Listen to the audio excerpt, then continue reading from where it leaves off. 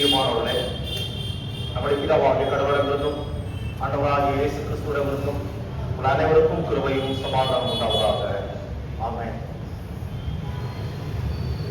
பரிசுத்த வேதாகம ஆராய்ச்சியோடு கூடிய வெள்ளிக்கிழமை மாலை ஆராதனையில நாம் வேதாகம ஆராய்ச்சிக்காக தெரிந்து கொள்ளப்பட்ட பகுதி சற்று நேரத்துக்கு முன்பதாக நாம் வாசிக்கேட்ட ஆதியாகமம் 11ஆம் அதிகாரம் வசனங்கள் 1 முதல் 32 வரை உள்ள பகுதியில அடங்கியிருக்கிறது.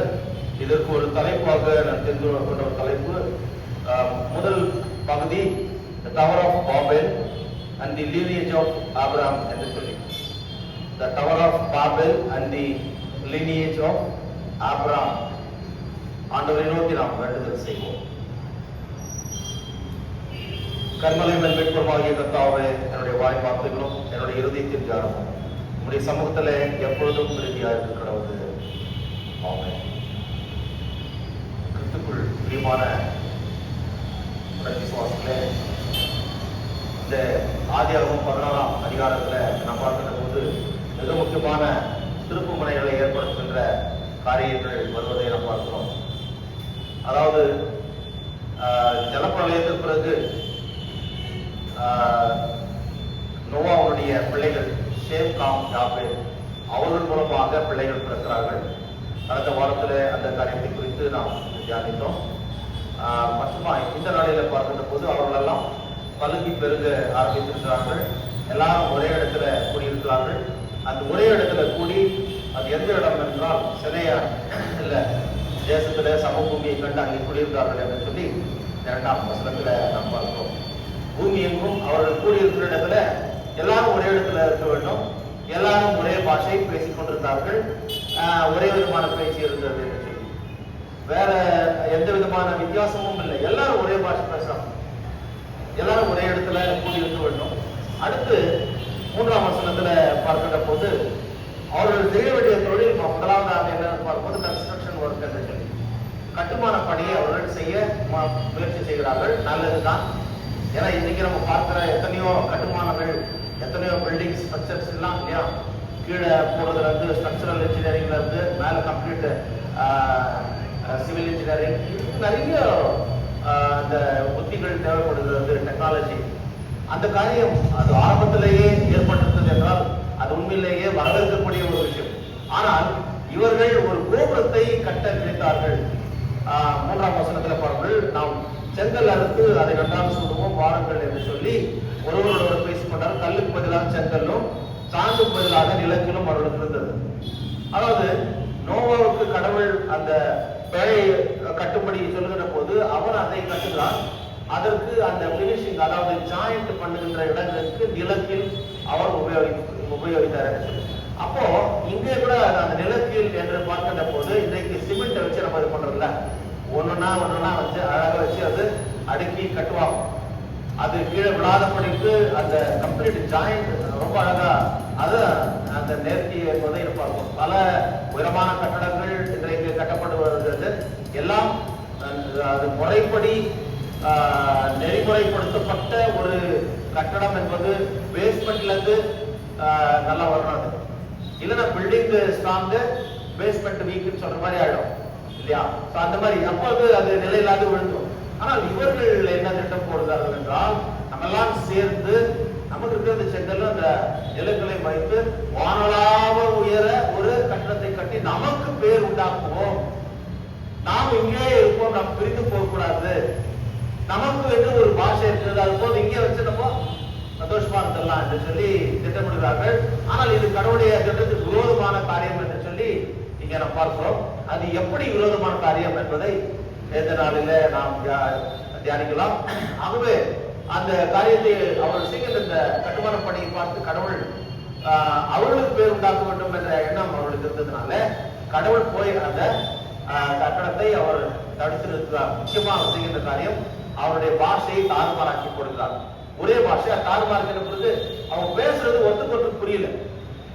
சோ அவர்கள் என்னதான் நம்ம பேசுகிறோம், ஒத்துக்கொண்டு புரியலையே என்ற ஒரு நிலைமை ஏற்படுகிற போது அவர்கள் அங்கிருந்து சிதறி போகின்ற ஒரு காரியத்தை கடவுள் செய்கிறார். இந்த சம்பவத்துக்கு பிறகு 2 சந்ததியை பார்க்கிறோம்.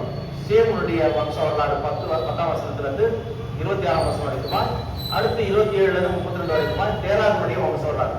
அது மூலமாக என்ன நடக்கிறது என்பதை இப்பொழுது நாம் தியானிக்கிறோம். பிரியமானவர்களே, முக்கியமாக 4 விஷயங்கள் மூலமாக இந்த காரியத்தை நாம் தெரிந்து கொள்ளலாம்.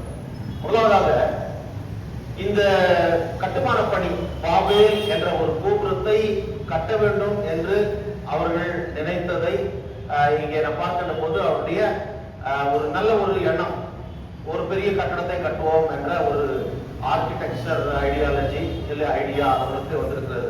கட்டுவோம், நமக்கு என்று ஒரு இடத்தை கட்டுவோம் என்று சொல்லி, நம்ம கூட வீடு வாசல் என்று சொல்லி கட்டுகிறோம்.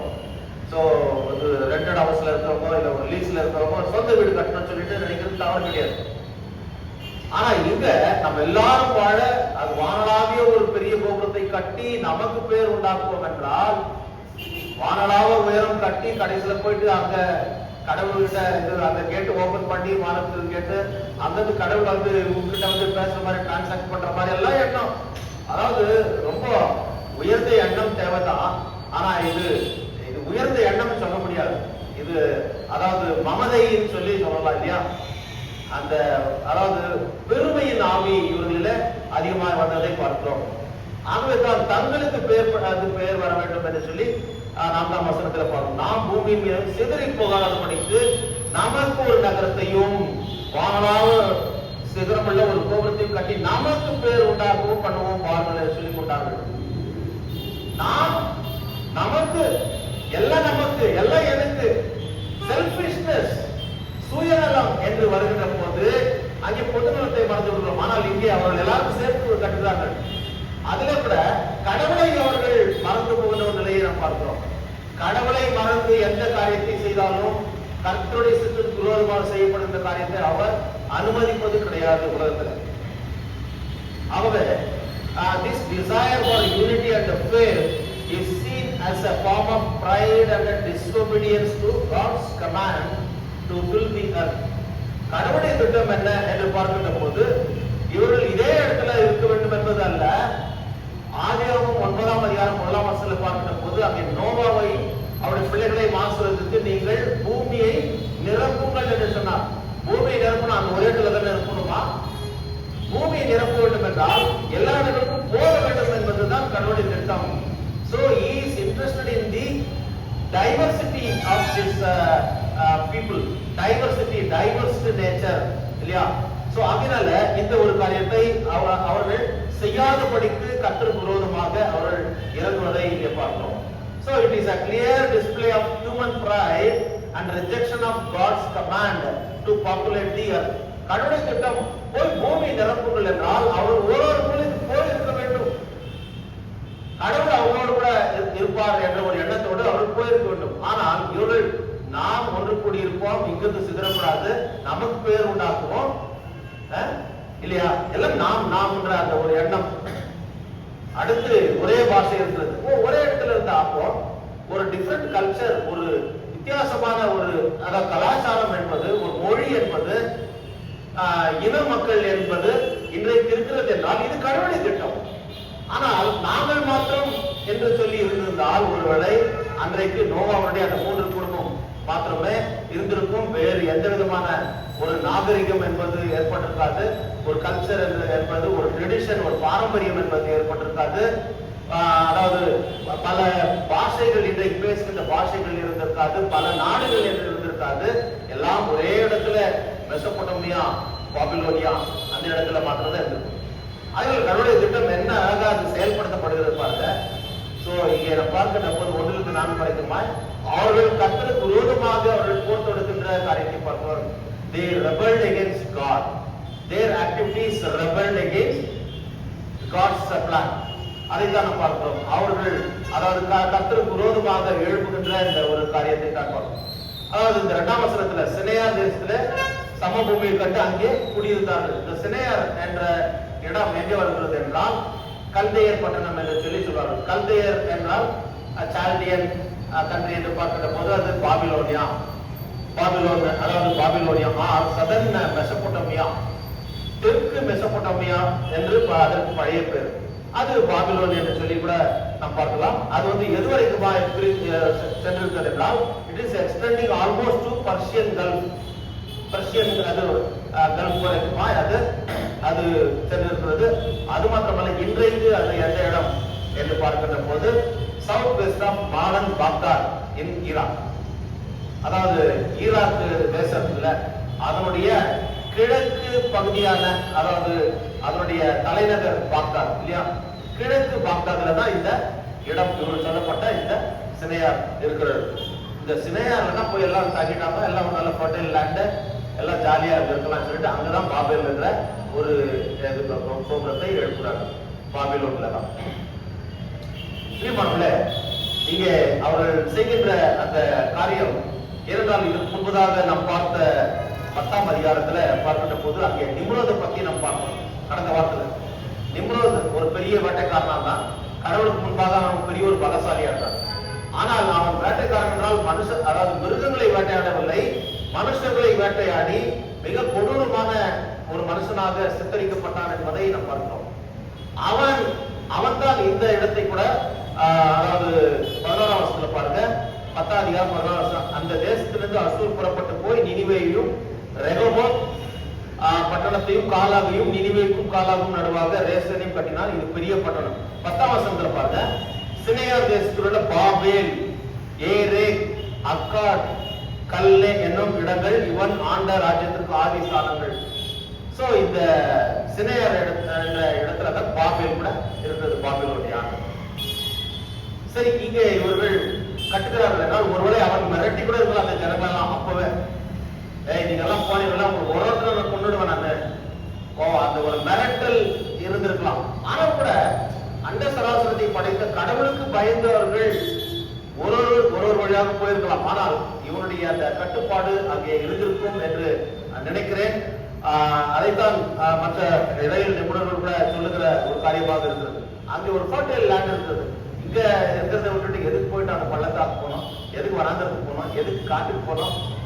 ஆகவே நல்ல இருக்கிற இடத்துல சந்தோஷமா இருக்கலாம் என்ற ஒரு எண்ணத்தோடு அவர்கள் அங்கே கூடி வருகிறார்கள். இந்த நிம்ரோத் செய்த இந்த ஒரு காரியம் ஒரு பெரிய ஒரு பயங்கரவாதம், பெரிய ஒரு பயங்கரவாதி போல அவன் தன்னை காட்டிக் கொடுக்கிறான். ஜனங்கள் அவனுக்கு பயந்துதான் இந்த இடத்துல அவன் தற்போதை நாம் பார்க்கிறோம். 4ஆம் வசனத்துல பாருங்க, நாம் பூமி எங்கும் சிதறி போகாதபடி நமக்கு ஒரு நகரத்தையும் ஒரு கோபுரத்தையும் வானளாவும் சிகரமுள்ள ஒரு கோபுரத்தையும் கட்டி நமக்கு பேர், நாம் நமக்கு பேர். சோ எல்லாமே அந்த செல்ஃபிஷ் மோட்டிவோட தான் போகிறதை பார்க்கிறோம். அப்போ கடவுளுக்கு பேர் இல்லையா? இந்த அளவு பொதுவாழ்வு கொடுத்த கடவுளை நினைக்க கூடாதா? அவருக்கு பிரியமாய் அவர்கள் செய்யக்கூடாதா? இதுதான் கடவுளுக்கு பிடிக்கவில்லை.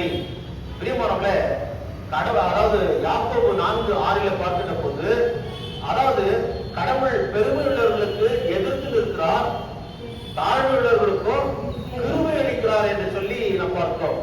அந்த ஆதலால் அங்க ரொம்ப அழகா போட்டு அந்த வசனத்தை ஆரம்பிப்போம். யாக்கோபு 4:6 பாருங்கள். யாக்கோபு 4:6 தேவன் பெருமை உள்ளவர்களுக்கு எதிர்த்து நிற்கிறார், தாழ்மை உள்ளவர்களுக்கு கிருபை அளிக்கிறார் என்று சொல்லி இருக்கிறது.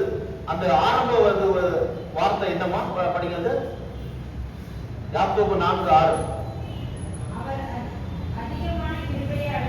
ஆமா, அதிகமான கிருபையை அளிக்கிறாரே என்று சொல்லிதான் பார்க்கிறோம். ஏன்னா இவர்கள் அவங்க அப்பாவுடைய நல்ல எண்ணத்தினால, அவர் நீதிமானா இருந்ததுனால தான் அவருடைய பிள்ளைகளை காப்பாற்றினார். சேம் காம் யாப்பேத் அவர் நீதிமான்கள் என்று சொல்லி விவாதத்துல நம்ம பார்க்கல. ஆனால் அவருடைய தகப்பன் நோவா நீதிமானா இருந்தார். ஆகவே அந்த ஒரு கடவுள் அவரை நீதிமானாக பார்த்தவருடைய ஆசீர்வதித்து அந்த ஆசீர்வாதம் இவர்களுக்கும் போகிறது. இது கடவுளால் கொடுக்கப்படுகிற ஒரு வெகுமதி. கிருபை என்பது it is God's love, loving the unlovely, தகுதியற்ற நமக்கு கிடைத்த ஒரு ஈவு என்று சொல்லி இவர்களுக்கு கிடைத்திருக்கிறது என்றால் அவன் என்ன பண்ணிருக்கலாம்? கடவுளுக்கு ரொம்ப தாழ்மையா இருந்திருக்கணும், பெருமையை காட்டிக்க கூடாது. நான் இங்கே இருக்கலாம், நமக்கு ஒரு பேர் உண்டாத காரியத்தை செய்யலாம். ஏன் அப்படி நினைக்கணும்? நம்மை படைத்த கடவுளுக்கு ஒரு பெயர் உண்டாகணும், இதை கட்டுவோம் என்று சொல்லியிருந்தால் கடவுளை அதை அனுமதித்திருப்பார். ஆனால் அவர் தங்களுக்கு பெயர் வேண்டும் என்று சொல்லி நினைத்தார்கள். ஏசாயா 43:31 பாருங்கள், இந்த ஜனத்தை எனக்கென்று ஏற்படுத்தினேன். எதற்காக அவர் நம்மை படைத்தார்? இந்த உலகத்தில் மக்களை படைத்தார் என்றால், இந்த ஜனங்களை எனக்கென்று ஏற்படுத்தினார். இவர்கள் என் துதியை சொல்லி வருவார்கள். It is a present continuous, இல்லையா? அது எப்பொழுதுமே நடக்கக்கூடிய காரியம். ஏதோ ஒரு காலத்தில் நடந்தது, இன்றைக்கு நாம் அவரை துதிக்க கூடாது என்றல்ல.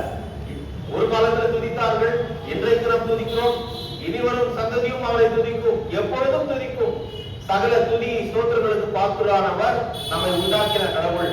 ஆகவே அவர் புகழ் பாட, அவர் துதி, அவருக்கு துதி ஸ்தோத்திரங்களை ஏறெடுக்க, அவரை மகிமைப்படுத்த இந்த உலகத்துல நாம் படைக்கப்பட்டிருக்கோம். ஆனால் இவர்கள் செய்த காரியம் அதற்கு விரோதமாக தங்களை தாங்களே புகழ்படுத்திக் கொண்டு அந்த செல்ஃப் பிரைட்னஸ் என்று சொல்லி பார்க்கிறோம். கடவுள் அப்பேற்பட்ட மக்களை அவர் வெறுக்கிறதை பார்க்கிறோம். மத்தேயு 23:12 பாருங்கள், தன்னைத்தான் உயர்த்துகிறவன் தாழ்த்தப்படுவான், தன்னைத்தான் உயர்த்துகிறவன் தாழ்த்தப்படுவான், தன்னைத்தான் தாழ்த்துகிறவன் உயர்த்தப்படுவான். இன்றைக்கு நாம் உயர்த்தப்படுகிறோம் என்றால் நம்முடைய தாழ்விலே நம்மை கண்ணோக்கி பார்த்தவர் நம்மை விட்டுவிடவில்லை, நம்மை தூக்கி எடுத்து அலங்கரித்திருக்கிறார். இம்மட்டுமாய் நம்மை கொண்டு வந்து சேர்த்திருக்கிறார் என்றால் அதற்கு காரணம் உன்னுடைய பலத்தினால, பராக்கிரமத்தினால, படிப்பினால, மற்ற காரியங்களினால அல்ல, அவருடைய கிருபை. ஆகவே அந்த கிருபையை இங்கே அவர் அதிக கிருபையை அளிக்கிறாரே என்று சொல்லி யாக்கோபு 4:6 நாம் பார்ப்போமாக இப்பொழுதுமாய் இந்த தங்களை தாழ்த்தி இருந்தால் பெரிய ஒரு ஆசீர்வாதம் கிடைத்திருக்கும். ஆனால் அவர்கள் தங்களை உயர்த்தினார்கள். ஆகவே தான் இந்த ஒரு விஷயத்தை கடவுள் வெறுக்க ஆரம்பித்தார். இப்ப நான் ஒரு கேள்வி கேட்கிறேன், இந்த மக்கள் ஒரே பாஷை பேசினது சரியா தவறா? இது இவருடைய தவறா இல்ல கடவுளை நொந்துக்க வேண்டியதான்? இதுக்கு நீங்க தான் பதில் சொல்லணும். இரண்டாவது, இந்த மக்கள் ஒன்று கூடி வாழ நினைத்தது தவறா? அடுத்து மூணாவது கேள்வி, இவர்கள் ஒரு உயர்ந்த கட்டிடத்தை கட்ட நினைத்தது தவறா? 3 கேள்வி கேட்கிறேன். இவர்கள் ஒரே பாஷை பேசினது தவறா? இந்த மக்கள் எல்லாரும் ஒன்று கூடி வாழ நினைத்தது தவறா? இவர்கள் ஒரு உயர்ந்த கட்டிடத்தை நினைத்தது தவறா? பதில் சொல்லுங்க. எல்லாம் ஆன்சர் சொல்லிட்டு இதுக்கு முன்னாடியே நான் எக்ஸ்பிளைன் பண்ணிட்டேன். தவறு என்று சொல்லி எல்லாத்தையும் சேர்த்து சொல்லிட்டீங்களாமா? Okay, fine. ஏன்னா இந்த மக்கள் ஒரே பாஷை பேசுவது தவறா என்றால் தவறு. இன்றைக்கு உலகம் முழுவதும் எவ்வளவு பாஷை இருக்குது? உலகம் முழுசும் எவ்வளவு பாஷை பேசுறது ஏதாவது சொல்ல முடியுமா? 7159 லாங்குவேஜஸ், 7159 பாஷைகள் உலகம் முழுவதும் பேசப்படுகிறது.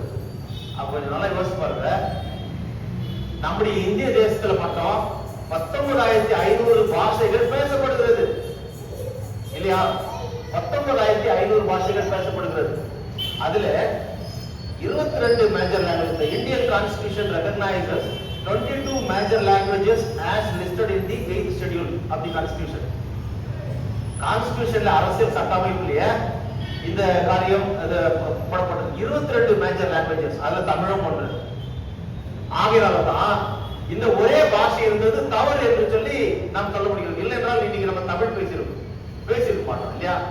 நமக்கு எது ஒரு ஐடென்டிட்டி, நமக்கு எது ஒரு அடையாளம், இல்லையா? பக்கத்துல இருக்கிறது கன்னடா, இந்த பக்கம் இருக்கிறது தெலுங்கு, இந்த பக்கம் மலையாளம், அந்த பக்கம் கொங்கணி, இந்த பக்கம் ஹிந்தி, இந்த பக்கம் போஜ்புரி. இப்படி இந்தியாவில் மட்டும் 19,500 பாஷைகள் பேசப்படுகிறது. பிரியமானவர்களே, இப்ப இந்த ஆபரேஷன் சிந்தூர் என்ற ஒரு சம்பவம் நடந்த பிறகு, அதாவது இந்தியா பாகிஸ்தான் அவர்கள் அந்த தீவிரவாத தாக்குதலை நடத்தின பிறகு இந்தியா ஒரு தாக்குதலை நடத்தினர். அதற்கு பேர் ஆபரேஷன் சிந்தூர் என்று பெயர் வச்சார். அந்த ஆபரேஷன் சிந்தூர் என்ன இவர்கள் போய் செய்தார்கள், இவர்கள் சாதித்தது என்ன என்று சொல்லி எல்லா நாடுகளுக்கும் ஒரு டீம் அனுப்பி அவர்களுக்கு விளக்கும்படியாக அனுப்பினார்கள். அதுல ரஷ்யாவுக்கும் ஸ்பெயினுக்கும், அதாவது பார்லிமெண்ட் எம்பியா இருக்கின்ற திருமதி கனிமொழி கருணாநிதி அவர்களையும் அவரோட கூட மற்ற தலைவர்கள் எல்லாம் போனார்கள். போன போது ஸ்பெயின் மேட்ரிட்ல, அதனுடைய தலைநகர் மேட்ரிட்ல எல்லாரும் கூடி இருக்கின்ற நேரத்துல ஒரு கேள்வி கேட்கிறாங்க. What is your national language, what is the national language of India என்று கேட்கிறார்கள். இந்திய நாட்டின் தேசிய மொழி என்ன என்று அவர்கள் சொன்ன விஷயம் நீங்க எல்லாம் கேள்விப்பட்டீங்களா? டிவியில பாத்தீங்களா? என்னன்னு சொன்னாங்க? அவர் சொன்ன ஒரு பதில் என்ன என்றால், we see unity in diversity, that is our language also. We see unity in diversity. வேற்றுமையில் ஒற்றுமை, ஒற்றுமையை நாம் பார்த்தோம், அதுதான் நம்முடைய நேஷனல் லாங்குவேஜ் என்று அவர் சொன்னார். பாருங்க, இது ஒரு ரொம்ப மிக சிறந்த ஒரு பதில் என்று தான் சொல்ல முடியும். அவருடைய எந்த காரணத்தை கொண்டு ஹிந்தி என்று சொல்லவில்லை. ஏனென்றால் 22 பாஷை கான்ஸ்டிடியூஷன்ல அங்கீகரித்திருக்கின்ற அந்த 8th ஷெட்யூல்ல போடப்பட்டிருக்கின்ற 22 பாஷைகளில் ஹிந்தியும் ஒன்று.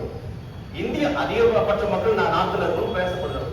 ஆகையினால இவர் சொன்ன ஒரு காரியம், இப்படி பறந்து விரிந்திருக்கின்ற இந்த பாஷைகளில் நாமே ஒற்றுமையாக இருக்கிறோம், இதுதான் என்னுடைய நேஷனல் லாங்குவேஜ் என்று சொன்னார்கள். ஆகவே இந்த ஒரே லாங்குவேஜ் இருந்திருந்தால் இன்றைக்கு நீயும் நானும் தமிழ் பேசியிருக்க மாட்டோம், அல்லது ஆங்கிலம் நாம் படித்திருக்க மாட்டோம், அல்லது மற்ற பாஷைகளை நாம் படித்திருக்கிறோமே, அது நமக்கு தெரிந்திருக்காது. ஆகவே இது கடவுளுடைய திட்டம். இரண்டாவதாக நாம் பார்க்கின்ற போது, மக்கள் ஒன்று கூடி வாழ நினைத்தது தவறா? அப்போ யூனிட்டி இஸ் ஆல்வேஸ் ஸ்ட்ரென்த் இல்லையா? ஆனால் இவர்கள் ஒன்று கூட நினைத்தது தவறா என்று கேட்கும்போது, இங்கே இந்த கான்டெக்ஸ்ட்ல பார்க்கின்ற போது தவறு. ஏனென்றால் நாம் நாம் பூமியின் மீது என்றும் சிதறி போகக்கூடாத படிக்கு என்று சொல்றாரு. அது கடவுளுடைய திட்டத்திற்கு விரோதமாகும். ஏனென்றால் ஆதியாகமம் 9ஆம் அதிகாரம் 1ஆம் வசனத்துல அவர் நோவாவையும் அவருடைய பிள்ளைகளையும் ஆசீர்வதித்து, நீங்கள் பூமியிலே பலுகி பெருகுங்கள் என்று சொன்னார். பூமி நிரப்புன்னா ஒரே இடத்துல போய் நிரப்ப முடியுமா? சினையாரில் தான் இருந்து நீ நிரப்பணும்னுதான், பாபிலோன்ல மட்டும் தான் இருக்கணும்னா இன்னைக்கு இந்தியா இருந்திருக்காது, மற்ற நாடுகள் இருந்திருக்காது, மற்ற மொழி பேசுகின்ற மக்கள் வேறு தேசங்கள் இன்றைக்கு இருந்திருக்காது. ஆகவே 195 நாடுகள் இன்றைக்கு இருக்கிறது என்றால், அன்றைக்கு அவர் அனுமதித்திருந்தால் அந்த ஒரே ஒரு இடம் தான் இருந்திருக்கும், பூமி நிரம்பி இருந்திருக்காது. ஆகவே கடவுளுடைய திட்டத்தின் பிரகாரமாக அது தவறு. அடுத்தது, தங்களுக்கு பெயர் உண்டாக வேண்டும் என்று சொல்லி அவர் நினைத்தார்கள். நமக்கு ஒரு நகரத்தையும் வானளாவும் சிகரமுள்ள ஒரு கோபுரத்தை கட்டி நமக்கு பெயர் உண்டாக்க செய்வோம் என்று சொல்லி அவர்கள் இந்த காரியத்தை செய்தார்கள். ஒரு கட்டடம் கட்டணும்னு நினைச்சது தவறு கிடையாது. ஏன்னா அன்னைக்கு அவன் கட்டின அந்த ஒரு கான்செப்ட், அந்த ஒரு மெத்தடாலஜி என்பதுதான் பார்த்தோம். அந்த செங்கல், அந்த நிலத்தில் என்று சொல்லி இன்றைக்கும் கூட போன்ற ஒரு கான்செப்ட் தான் கட்டப்படுகிறது. இன்றைக்கும் செங்கல் யூஸ் பண்ணி தான் நிறைய பேர் கட்டுறோம் இல்லையா? சிமெண்ட் பிளாக் இல்லையா, சாலிட் பிளாக்ஸ், மற்றபடி கருங்கல், அதெல்லாம் ஒரு டிஃபரெண்ட் இது. ஆனா அதை அந்த காலத்துல கட்டப்பட்ட பெரிய பெரிய இதுகளெல்லாம் பாருங்க, பில்டிங்ஸ் எல்லாம் பாருங்க, எந்த அளவுக்கு அது இன்றைக்கும் பேசப்படுகின்ற ஒரு காரியமாக இருக்கிறது. அதாவது உயர்ந்த கட்டடம் கட்டணம் நினைச்சது தவறு கிடையாது. அதே நேரத்துல வானளாவ ஒரு கட்டடத்தை கட்டி நமக்கு பெயர் உண்டாக்குவோம் என்று சொல்லி நினைத்தார்களே, அதுதான் தவறு.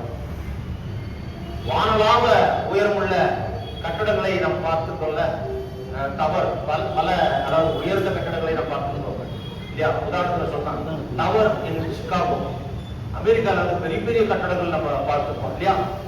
அடுத்து பாரிஸ்ல நம்ம பார்க்கும்போது, பிரான்ஸ்ல எய்ஃபில் டவர் ஒரு உலக பிரசித்தி பெற்ற ஒரு. அடுத்து இன்றைக்கு ஜனாதிபதியா இருக்கின்ற டொனால்ட் ட்ரம்ப், அவருடைய ஒரு பெரிய டவர் நியூயார்க் சிட்டியில இருக்கிறது. அது மாத்திரமல்ல, நம்ம எல்லாரும் தெரியும் இந்த ட்வின் டவர்ஸ்ல வேர்ல்டு ட்ரேட் சென்டர், அது எந்த அளவுக்கு உயரமானது. அதுலதான் அந்த முழு வர்த்தகமும் அவருடைய அமெரிக்காவுடைய வர்த்தகம் இயங்கி கொண்டிருந்தது. அதை தீவிரவாதிகள் வீழ்த்தி போட்டார்கள், தரைமட்டமானது. அடுத்து இன்னைக்கு ரொம்ப உலகத்திலே ஒரு உயரமான ஒரு கட்டடம் எது என்று சொல்ல முடியுமா?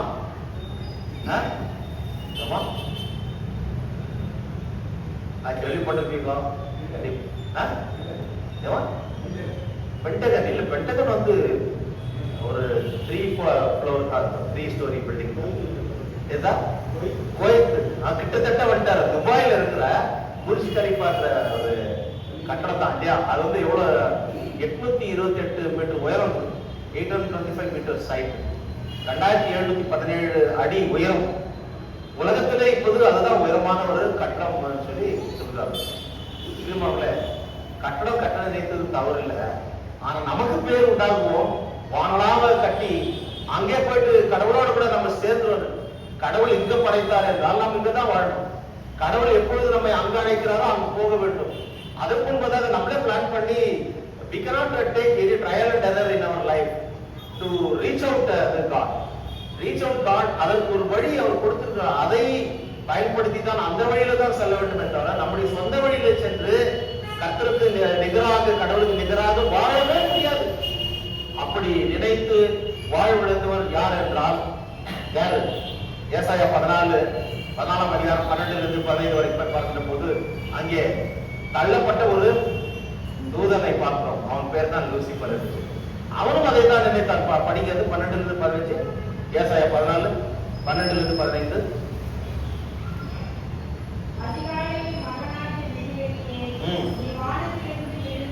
நீ வானத்திலிருந்து விழுந்தாயே, ஜாதிகளை ஈனப்படுத்தினவனே, நீ தரையிலே விழ விட்டாயே, நான் வானத்துக்கு ஏறுவேன், தேவனுடைய நட்சத்திரங்களுக்கு மேலாக என் சிங்காசனத்தை உயர்த்துவேன்.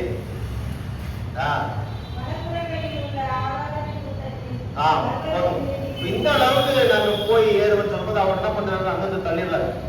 இங்கே கூட இவர்கள் நமக்கு பெயர் உண்டாக்குவோம் என்று சொல்லி அவர் கட்டுறதை பார்த்து கடவுளுக்கு ஒரு வேதனையான ஒரு காரியம் ஏற்படுகிறது. அடைந்த நான் என்னை அவர்கள் மறந்து இந்த காரியத்தை செய்கிறார்களே. சோ அவர்களை எதுதான் அது அவர்களை மோட்டிவேட் செய்து கொண்டிருக்கிறது என்று பார்க்கிற போது they were motivated by one spirit of pride and one compelling desire to make a name for themselves. இல்லையா? அவர்கள் தங்களுக்கு பெயர் பெற வேண்டும் என்ற ஒரு பெருமையின் ஆவி அவர்களை தூண்டி அவர்களை நிர்பந்தப்படுத்திக் கொண்டிருக்கிறது. அதற்கு அவர்கள் அடிமையாக போனார்கள்.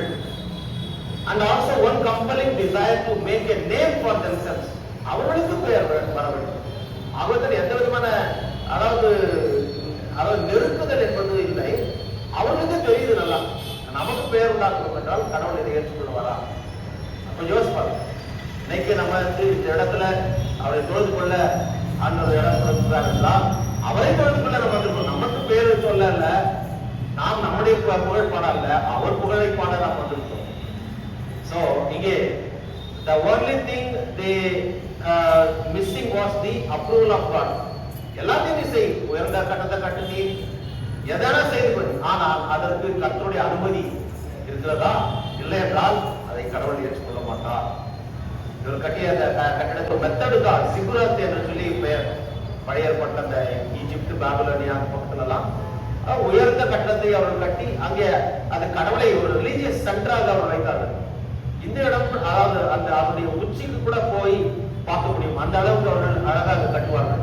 அந்த ஸ்டெப்ஸ் எல்லாம் போட்டு மேல அந்த உச்சி கூட போடும். சோ இவரும் கூட திட்டமிட்டது வானளாவிய கட்டணும்னா பரலோகத்துக்கு போய் நம்ம ட்ரெஸ் பண்ணிடலாம். கடவுள் பேசுறாங்க. அந்த ஒரு இருமாப்பு என்பது மமதை என்பது ஏற்பட்டது. அதாவது கடவுள் நம்மை இந்த உலகத்துல படைத்து எல்லாவற்றுக்கும் அதிகாரியாக நம்மை படைத்திருக்கிறார். God has created you and me as the crown of all his creation.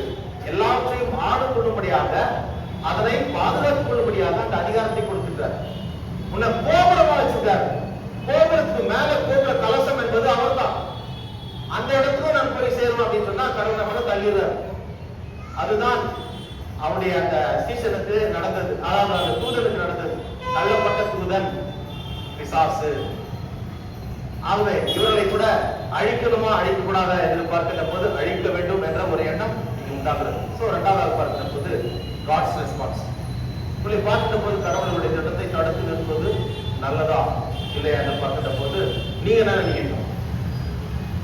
நீங்க என்ன நினைக்கிறீங்க? தடுத்து நிறுத்துறது நல்லதா? நல்லது இல்லையா?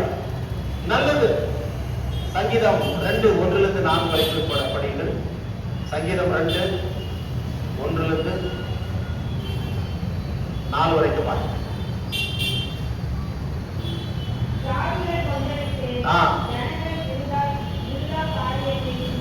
சிந்திப்பானே.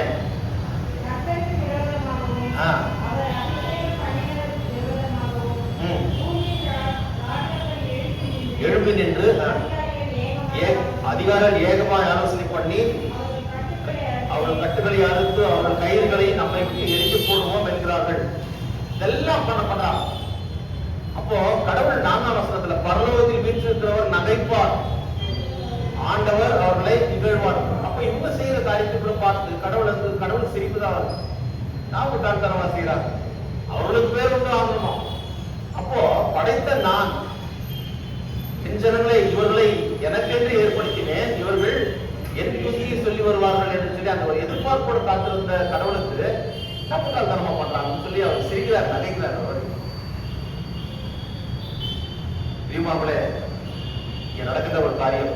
அப்பொழுது கடவுள் 6ஆம் வசனத்தில், அப்பொழுது கர்த்தர் இதோ ஜனங்கள் ஒரே கூட்டமா இருக்கிறார்கள், அவர்கள் அனைவருக்கும் ஒரே பாஷம் இருக்கிறது, அவர்கள் இதை செய்ய தொடங்கினார்கள், இப்பொழுதும் தாங்கள் செய்ய நினைத்தது ஒன்றும் தடைப்பட மாட்டாது என்று இருக்கிறார்கள்.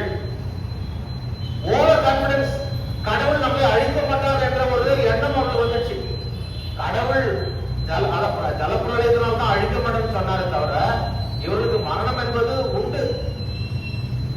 மரணம் என்பது ஏற்கனவே ஆதாம் ஏவல் மூலமாக செய்த காரியத்தினால நீ மண்ணா இருக்க, மண்ணுக்கு திரும்ப சொல்லிட்டார். ஆனால் ஜலப்பிரளயத்தினால் அழிக்க மாட்டேன் என்று சொல்லி அதற்கு ஒரு உடன்படிக்கையும் ஒரு வானவில்லையும் வைத்தார். இவர்கள் நினைத்தார்கள், இப்பொழுதும் தாங்கள் செய்ய நினைத்தது ஒன்றும் தடைப்பட மாட்டாது என்று இருக்கிறார்கள். அவன் அதிமதாவித்தனமா யோசிக்கிறார். ஆனா என்னால் முடியும். அதனால்தான் கடவுளர் சொல்லுவாங்க, சர்வ வல்லவர், is almighty, L Shaddai. L Shaddai என்று சொல்வது சர்வ வல்லவர், பாறை போன்ற பலம் படைத்தவர், வல்லமை படைத்தவர். சோ அதனால எல் ஷடாய் என்று இங்க சொல்லுகிறோம். அப்போ அவர்களை பார்க்க அவர் அங்கிருந்து இறங்குகிறார் இல்லையா? ஒரு கவிஞர் எழுதுகின்ற போது காரியம் சொல்றார், மனிதன் நினைப்பதொன்று வாழ்வு நிலைக்கும் என்று, இறைவன் நினைப்பதொன்று பாவம் மனிதன் நினைச்சு. நீ எதாவது நினைச்சுக்கோப்பா, நினைப்பதெல்லாம் நடந்து விட்டால் தெய்வம் எழுதுமில்லை என்று கூட கவிஞர்கள் எழுதுறார். நம்ம நினைக்கிறதெல்லாம் நடந்துச்சுன்னா கடவுள் தேவை. இப்போ கம்ப்ளீட் நம்ம தேவையான எல்லா காரியமும் நமக்கு வந்து விட்டால் கடவுள் தேவையில்லை என்பதை சாலமோன் ஞானி சொல்லுகிறார்ல.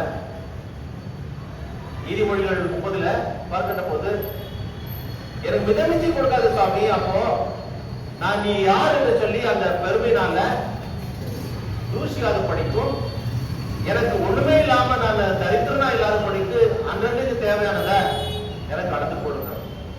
ஆகவே அது பேசிக் நீட்ஸ் என்பது போதுமானது என்பதை நிர்ணயம் பண்ணி இருக்கிறது பைபிள் இல்லையா? உண்ண உணவும் உடுக்க உடையும் இருந்தால் போதும், இருக்க இடத்து கூட போடல. ஆகவே இந்த 3 காரியங்கள் இருந்தால் போதும். என்னதான் பெரிய அளவில் இருந்தாலும் சரி, என்னதான் இருந்தாலும் சரி, அந்த ஒரு ஜான் வயிறுக்கு என்ன தேவைப்படுதோ அந்த நேரத்தில் போகலாம். அதுவும் நல்லா இருந்தாதான், அது கொஞ்சம் கரடுமுரடா ஏதாவது கொஞ்சம் குழப்பமா இருந்துச்சுன்னா அமைதி காட்டுறது நல்லது. அந்த நேரத்தில் போட்டு நிரப்புகிற போது பிரச்சனை, கான்ஸ்டிபேஷன் என்று வருகிறது.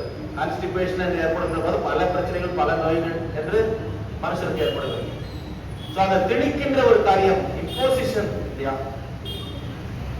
ஆகவே இந்த கடவுள் மக்களுக்கு ஏற்பட்ட அந்த மமதையிலிருந்து கடவுள் அவர்களை மாற்ற வேண்டும் என்று சொல்லி 7ஆம் வசனத்தில் பார்க்கிறோம். நாம் இறங்கி போய் ஒருவர் பாஷை அறியாத படிக்கிறவருடைய பாஷையை தாறுமாறாக்கும். அந்த காரியத்தை இறங்கி செய்தார், போய் இறங்கி தாறுமாறாக்கிறார். அப்பதான் அவங்க அந்த கட்டுகின்ற அந்த கட்டுமான பணியை நிறுத்தினார்கள் என்று சொல்லி 8ஆம் வசனத்தில் பார்க்கிறோம். அங்கே கடவுள் இறங்கி போய் அந்த அவருடைய பாஷையை தாறுமாறாக்கிறது. அந்த கட்டட கட்டுறவன் போயிட்டு இது சிமெண்ட் ஏற்றுவான்னு சொல்றது, சிமெண்ட்ல நிலக்கல் ஏற்றுவான்னு சொல்றான்னா அவன் புரியல, அவன் வேற எதாவது கொடுத்திருப்பான். அந்த கன்ஃபியூஷன், குழப்பம் என்று இருக்கிறார்.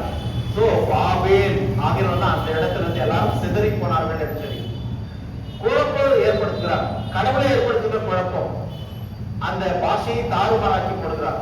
அப்ப ஏற்படுத்துகிற அந்த குழப்பம், அந்த கன்ஃபியூஷன் என்ற பெயர் தான் பாபேல். பாபேல் என்ன?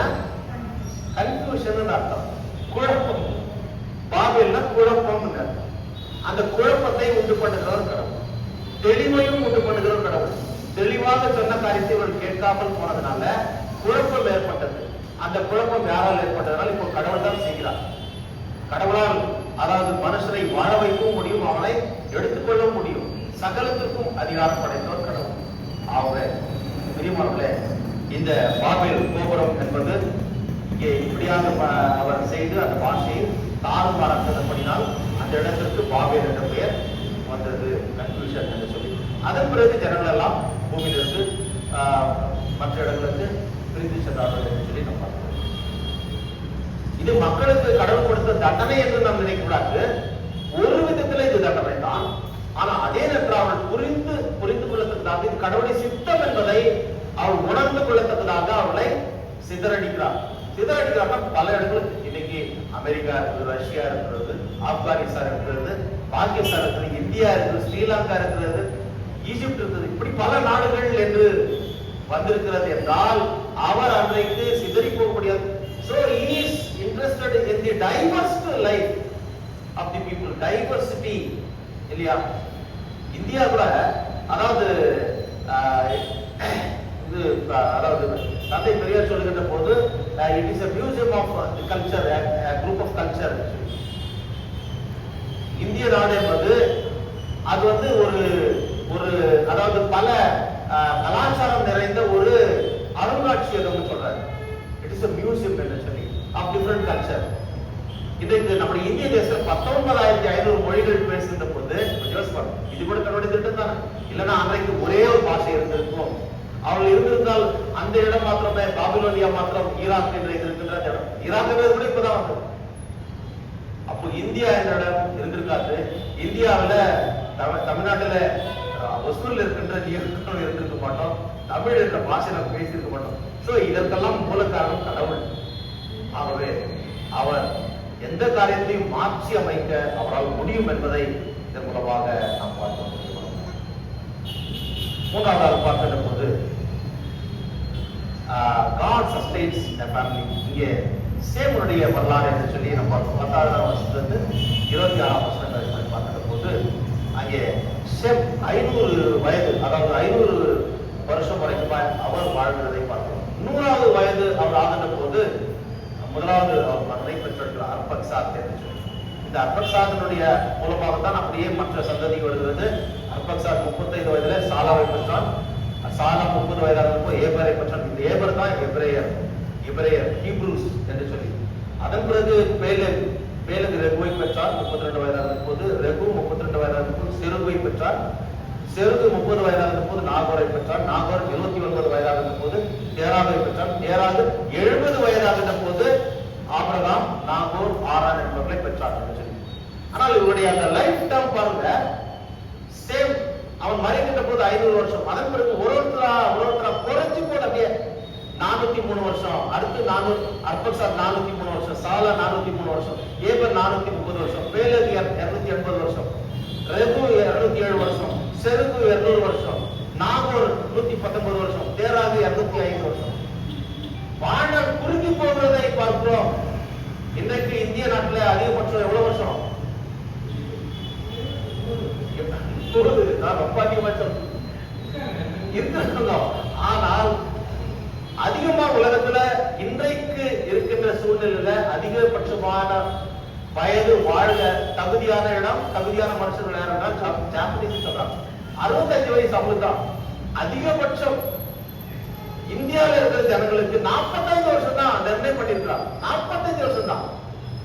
ஒருவேளை அதெல்லாம் தாண்டி வந்திருக்கிறவங்க கருணை தான்.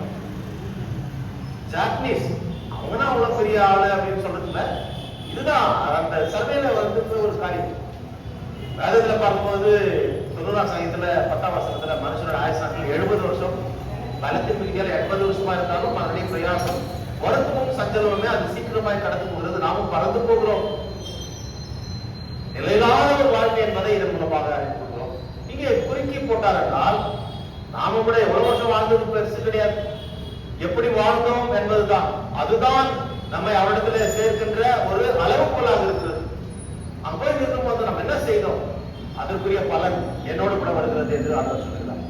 ஆகவே ஞாயிற்றுக்கு நாளில் இருக்கின்ற போது அவர் பிரியமான இருக்கிற போது அவரோடு வாழ்கின்ற ஒரு பாக்கியம் இல்லை என்றால் இன்னொரு பக்கம் நரகத்துல தள்ளப்படுகின்ற ஒரு காரியம். நிறைய பேர் சொல்ல மாட்டாங்க, சொன்னா இதெல்லாம் சொல்லியிருக்கிறாரு, பயமுறுத்துறாரு. இல்ல, வேதத்துல சொல்லப்படுகிற காரியம் இதுதான். ஒரு பக்கம் பரலோகம், ஒரு பக்கம் நரகம் என்பதை சொல்லித்தான் ஆக வேண்டும். இதுதான் பைபிள் சொல்லுகிறது. கர்த்தருக்கு பிரியமாக நடக்கின்ற போது அவரோடு சேர்க்கின்ற ஒரு பாக்கியம். பிரியமாக கடைசியாக நாம் பார்க்கின்ற போது God starts a new nation. 27ஆம் வசனத்திலிருந்து 32ஆம் வசனம் வரை பார்க்கின்ற போது the genealogy of Terah. தேராருடைய வம்ச வரலாறு. தேராருடைய வம்ச வரலாறு தான் அவருடைய பிள்ளைகள் ஆபிரகாம், நாகோர், ஆரான் பிறந்தார்கள். ஆரானுடைய மகளை தான் இந்த நாகோர் கட்டுறான். அவனுடைய மகன் தான், ஆரானுடைய மகன் தான் யாரு, லோத்து இல்லையா? ஸோ அங்கே ஆபிரகாம் என்றில்லை, ஆபிரகாம் என்று சொல்லி இருக்கிறது மகன். அவருடைய மனைவி சாராய், அவள் மகனியா இருக்கிறார்கள் சொல்லி பிள்ளை இல்லை. ஸோ இதன் மூலமாக இவர்களை ஆசீர்வதித்து ஆபிரகாம் மூலமாக ஒரு வாக்குத்தத்தம் உள்ள ஒரு சந்ததியை கடவுள் கொண்டு God's covenant with Abraham, Isaac and Jacob, which will ultimately lead to the establishment of the nation of Israel. இஸ்ரவேல் வம்சத்தார், அவர் தெரிந்து கொண்ட மக்கள் என்ற ஒரு தெரிந்து கொள்ளப்பட்ட அந்த சந்ததி என்பது இந்த சந்ததியின் மூலமாக உருவாக்குறது. கடைசி ஒரே ஒரு வாக்கு சொல்லி முடிக்கிறேன். இந்த மக்கள் பிரிந்து போக வேண்டும் என்பது கடவுளுடைய திட்டமாக இருந்தது. ஆகவேதான் இப்படி பல நாடுகளை நாம் பார்க்கிறோம், பல பாஷைகளை பார்க்கிறோம், பல இன மக்களை பார்க்கிறோம். எல்லாரும் பரலோகத்தில் சேர வேண்டும். ஆனால் மறுபடியும் பெந்தெகோஸ்தே நாளிலே அவர் மறுபடியும் ஒன்று கூட்டி சேர்க்கிறார். எல்லாரும் ஒன்று கூடி சேர்ந்து பரிசுத்தாவினுடைய அருள்வாணி பொழிய செய்து அதன் மூலமாக மறுபடியும் பிரிந்து செல்லும்படியாக செய்கிறார். ஒன்று குற்றம் செய்யும் தெரியும், அவர் அவளை மறுபடியும் சிதறி போய் சுவிசேஷம் அறிந்து சாட்சி பகரவும் செய்ய முடியும். அதை தான் வருகிற ரியாக்ஷன். இதே டாபிக்ல தான் ஆதியாகமம் 11ல நம்ம டிஸ்கஸ் பண்ண இருக்கிறோம். ஆகவே பிரியமானவர்களே, எந்த காரியத்தையும் கடவுள் செய்ய அவரால் முடியும். Pentecost was a reversal of Babel இல்லையா? அதே போல அங்கு நடந்த சம்பவத்தை நம்ம பார்க்கின்ற போது the people present in Jerusalem and Pentecost heard the praises of God in their own languages. அவருடைய சொந்த பாஷையிலே கர்த்தரை துதிக்கின்ற அந்த சத்தத்தை அங்கு கூடி வந்த மக்கள், பெந்தெகோஸ்தே நாளில் கூடி வந்த மக்கள் கேட்டார்கள். அது கர்த்தருக்கு மகிமையானது. அப்போஸ்தலர் நடபடிகள் 2:1-12 வரைக்கும் வீட்டில் படித்துக் கொள்ளுங்கள். ஆகவே இப்படி அவருக்கு சித்தமானதை செய்ய அவர் இருக்கின்ற போது அவருடைய சித்தம் எதுவோ அது என்னுடைய வாக்கியம் என்று சொல்லி நாம் ஏற்றுக்கொண்டு உலகத்தில் வாழ்கின்ற போது அவர் வச்சுப்படுத்துகிறதான வாழ்க்கையை வாழ்கிறோம் என்பதிலே எந்த சந்தேகம் இல்லை. அவை தொடர்ந்து இந்த வார்த்தைகளின் மூலமாக கர்த்தத்தாமே நம்மை பலப்படுத்தி கடைசி மூச்சு வரைக்குமாய் அவருடைய பிள்ளைகளாய் ஜீவிக்க அனுகிரகம் செய்வாராக. ஆமென். லாபத்துக்கு பல தெய்வீக சமாதானம் இருதயங்களையும் சிந்தனைகளை கிறிஸ்து இயேசுக்குள்ளாக நம்மை பலப்படுத்தி காப்பாராக.